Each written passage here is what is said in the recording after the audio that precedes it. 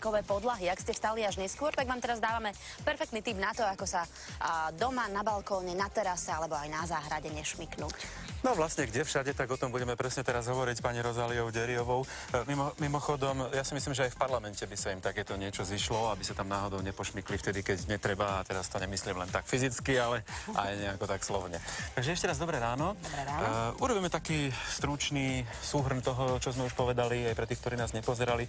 Hovoríme teda o materiáli, ktorý je to guma? Alebo Sú to výrobky z recyklovanej gumy. Vlastne to sú pružné podlahy, ktoré sa vyrábajú vlastne z granulátu, ktoré sa vyrábajú z recyklovaných pneumatík. Takže toto je vlastne... To má tento ekologický prvok, áno, to je akože z recyklovaných pneumatík sa to vyrába, tieto výrobky. A má to veľmi široké možnosti využitia. A samozrejme, tak ako tu vidíte, sú aj rôzne hrúbky, rôzna hmotnosť a to práve je závislá od toho, že na aký účel sa to má použiť. Samozrejme, všade sa dajú využiť, kde je potrebné tlmiť nárazy, tlmiť pády a vlastne aj tú šmyklavosť. Jeden príklad je aj tu, čo stojíme, ale o tom detskom ihrisku ako takom, o tom sa budeme rozprávať ešte neskôr. No a spomínali sme, že balkóny, terasy, ja neviem, okolo bazénov. Športoviska okolo bazénov, tam je to asi naozaj veľmi, veľmi dôležité. A napríklad aj také...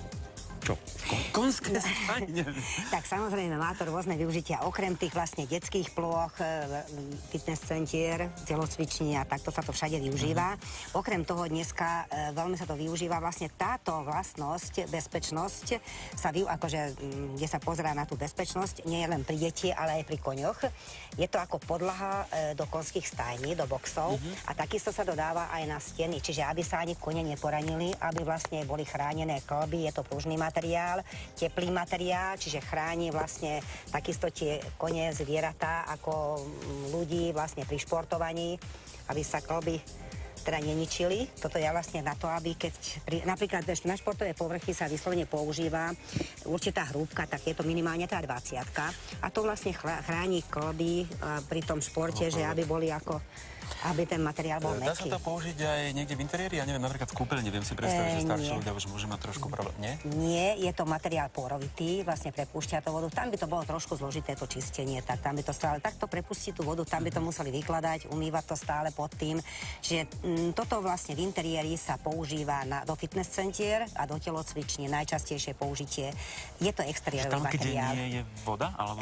je to exteriérový materiál, čiže tam dá sa to čistiť, dá sa to umývať, ale pokiaľ to bude akože v kúpeľni napríklad voda, tak stále by to museli vyberať, utierať to pod tým, lebo tú vodu to prepustí. Že do fitness centier, tak... A tam nie je tá voda, tam to nie je voda. Tak s týmto súvisí vlastne. Áno, tam nie je na tom tá voda. A vonku to treba nejako udržiavať?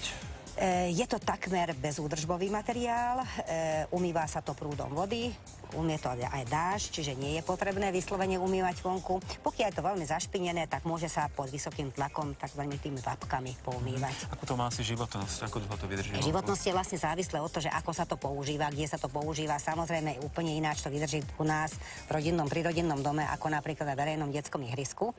Ale minimálne 10-15 rokov, ale vlastne nestratí tú funkčnosť aj vtedy, keď to trošku stmavne, trošku to mení tú farbu, ale ten účel vlastne to plní stále. Takže to je akože 10-15 rokov, keď sa pozrieme, máme veľmi staré ihriska už s týmito detskými. A za ako rýchlo sa to dá postaviť alebo použiť? Dá sa to veľmi rýchlo postaviť, závisí tiež od toho, že na čo to ideme pokladať. Keď máme pripravený správne ten podklad, tak vlastne sa dajú pospájať kolíkmi. Veľmi jednoducho sa reže silnejšími podlážskými nožmi, čiže dá sa to rezať, dá sa to upraviť na akýkoľvek tvar, čiže nie je to podmienka, že musí byť teda vyslovene obložník alebo štvorec. Dajú sa z toho vyrobiť povedzme nejaké, no tu pozerám, obrubníky napríklad? Samozrejme, každé ihrisko musí byť, alebo každá plocha nejako ukončená. Čiže aj z tohoto materiálu sú takisto urobené, akože takisto výrobky, ktoré slúžia ako obrubníky. Tie sú zapustené do zeme, vlastne sú takmer na úrovni tejto plochy detskej. A pokiaľ by sa to decko zakoplo, tak ani vtedy vlastne sa neporadí, lebo nie je tam betónový ten obrubník. Vyzerá to dobre, vyzerá to zaujímavo, aj sa potom dobre chodí, je to naozaj mäkké, takže súhlasím, že je to bezpečnostné a ani sa na tom nešmýka. Konec koncov, my sme dnes hovorili aj o tých rekordoch napríklad slovenských v behu šnorchliarov a aj tam ste si možno všimli, že behali vlastne po takomto povrchu. Dobre, tak zatiaľ ďakujem a ešte budeme v treťom vstupe hovoriť vlastne aj o tomto detskom ihrisku. Janka. No a samozrejme k tým krásnym terasám, balkónám